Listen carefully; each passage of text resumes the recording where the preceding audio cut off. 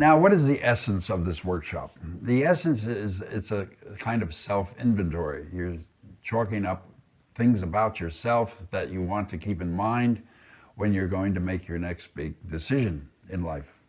So it's a self-inventory, and it has a form to it.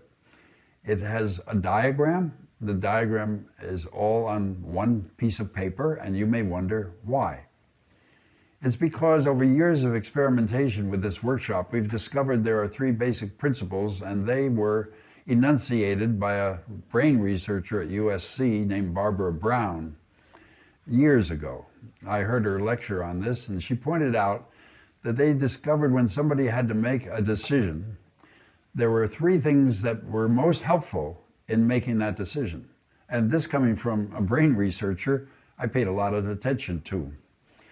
First, she said, you need to write down everything you can think about yourself relative to that decision that you're facing or not.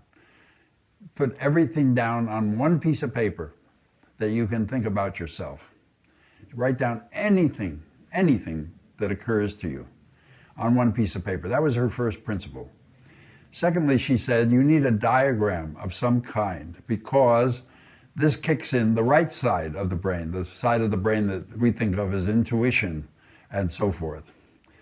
Third, you need to prioritize. Of all the stuff you've written down on that one piece of paper, you need to prioritize what is most important to you in terms of looking forward to whatever decisions you have to make in the future.